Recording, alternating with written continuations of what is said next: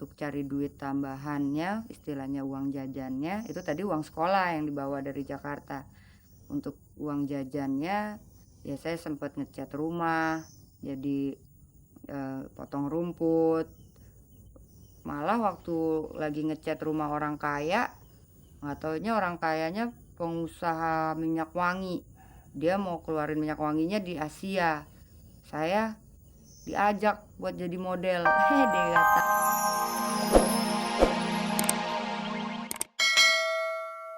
Pernah suatu hari gua pulang syuting Kembang Kertas, kan tuh gua masih SMP. Rumah gua kosong. Lah, pada pindah kemana? Nggak dikabarin. Gue lihat ada truk, ada kandang ayam. Wah, ini kandang ayam kakak gue nih yang paling tua nih, abang gue nih. Bang, ini mau dibawa kemana? Pindahan, Neng. Kemana? Situ radio dalam. Oh ya udah, gue ikutin sama Bajai. Gitu. Gue sampai dapat nominasi tahun 85 juga gue masih sekolah naik Bajai gitu masih. Pokoknya gue nggak ngerasa bangga jadi bintang film. Gue malu dulu sama profesi gue. Gue nggak suka. Gue benci. Gue kalau boleh milih jadi orang lain, gue mau jadi Superman. Kenapa ya gue tiba-tiba berani bilang kalau gue ya gara-gara gue pulang dari Itali. Gue pikir kalau gue kawin gue ngapain ya. Ya udah gue jadi bintang film aja. Nggak tahu nerusin, nggak tahu cita-cita baru. Tapi emang gue nggak kepengen kok jadi sutradara. Gue nggak kepengen. Gue pengennya jadi kameramen, jadi editor. Tapi kalau jadi bintang film, jadi artis, gue nggak pengen. Tapi gue sangat bersyukur gue dianugerahkan bakat seperti ini. Jadi gue nggak punya ambisi-ambisi dari dulu. Gue pertama kali peran utama ya tahun 89, film Adikku Kekasihku sama Rano Karno, sutradara Wim Umbo. Itu baru. Yang lainnya sih dulu peran pembantu terus. Menang Piala Citranya aja pemeran pembantu.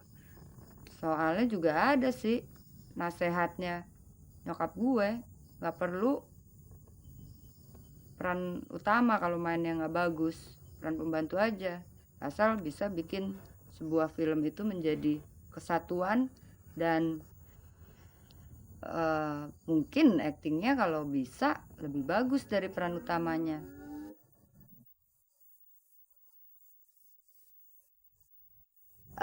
Waktu itu sebetulnya saya pengen ke Amerika karena compugraphic bagusnya ya mungkin di Amerika, walaupun di kota-kotanya kota-kota kecil sebenarnya.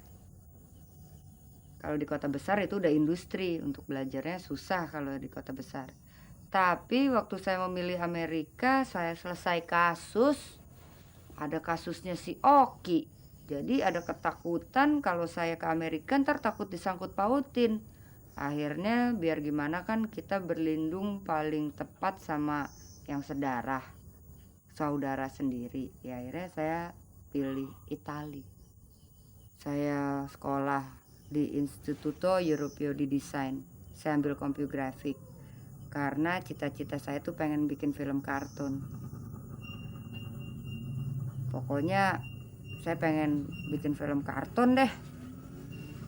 Tapi di Itali bisa-bisa ntar gue pulang jadi penyanyi opera. Ya udah akhirnya sekolah aja deh, sekolah. Malah waktu mau pindah ke bagian advertising yang pakai seluloid, pakai film biasa nggak animasi, sekolahnya nggak terima. Malah saya jadi magang di sebuah advertising untuk ngebantuin layout grafis, karena kata dosennya yang saya ajarin tuh untuk ngejadi orang kayak kamu. Karena kan saya udah pernah bikin program buat acara TV, gimana ngatur unit, calling, peralatan, kaset, semua. Jadi nggak diterima di sekolahnya yang Instituto Europeo di Desain juga, tapi yang bagian advertising.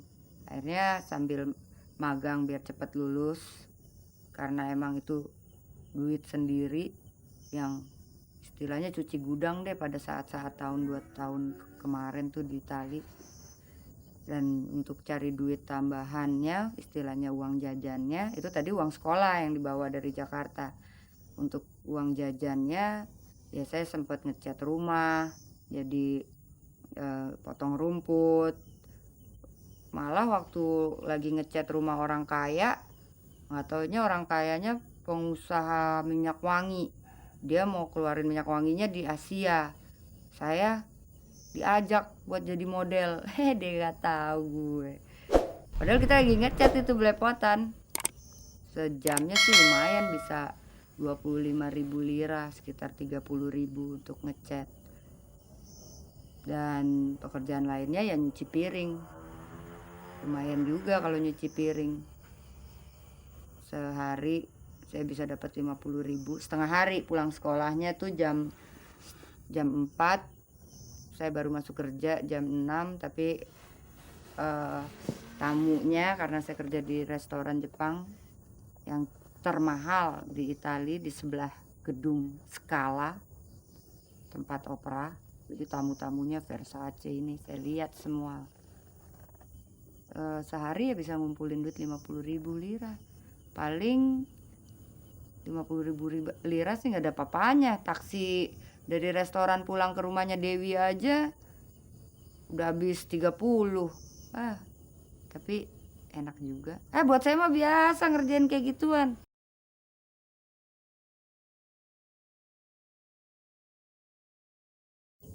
Saya cari akal gimana nih caranya ya biar boleh hidup di Indonesia sama ibu. Saya mau berubah deh. Berubah nggak mungkin kalau dari diri sendiri. Sendiri dalam arti kata masih single. Kawin aja deh. Ya udah. Kawin deh, semua orang saya tanyain mau kawin nggak sama saya. Ada satu duda mau, ya kawin. Rock and roll man. Waktu itu untung ada fotografer yang magang yang harus motret gue dan potretnya harus diulang. Untung itu. Biasanya gue kalau ada pemotretan ulang atau retake syuting yang udah ada di kontrak harus dilakuin aja, gue masih cembetut. Kalau ini foto ulang, di hati gue ini anak masih magang di majalah, kesian kalau gue nya nggak kasih kesempatan. Ntar gara-gara nggak sukses motret gue, dia nggak jadi pegawai tetap, nggak jadi fotografer tetap. Nah, karena waktunya sempit, gue diajak ke rumah ini untuk difoto karena mau pakai properti motor di belakang. Ternyata pemiliknya seorang duda. Ya udah gue motret. Terus gue motret, ya udah gue pulang.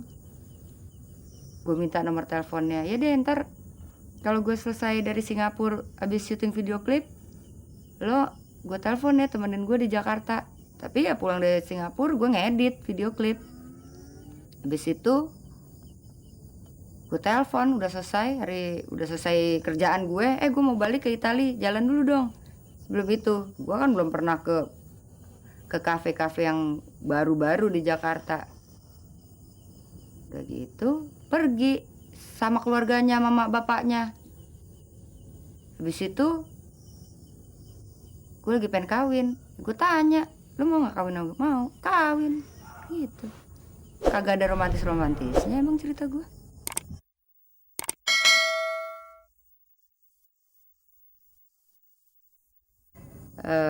Mulai tahun 85 yang gue digosipin perek karena gue observasi, memperdalam peranan gue di Kembang Kertas. Gue observasi di daerah Menteng, gue dicap perek. Mulai saat itu udah gue nggak baca koran. Kalau sekarang setelah gue kenal Mick Jagger, gue pakai ilmunya Mick Jagger. Terserah wartawan mau nulis apa, yang penting dimuat di halaman 1 dan fotonya bagus. Nyantai.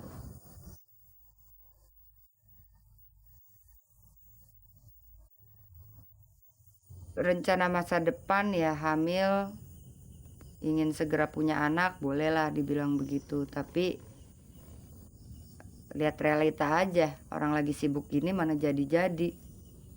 Padahal bulan lalu sih udah dipengenin bulan ini, cuma datang bulan tak bisa dihindarkan, kan namanya nggak jadi. Ya kita doa aja biar bulan depan jadi, gitu aja seterusnya. Kalau untuk profesi kayaknya Yuma tertarik untuk punya kamar editing di belakang, biar selama gue hamil gue bisa ngedit. Mungkin yang syuting video klipnya bukan gue, tapi yang ngeditnya kan bisa gue di rumah. Itu untuk profesi. Tapi tahun depan gue harus merayakan 25 tahun gue di dunia film.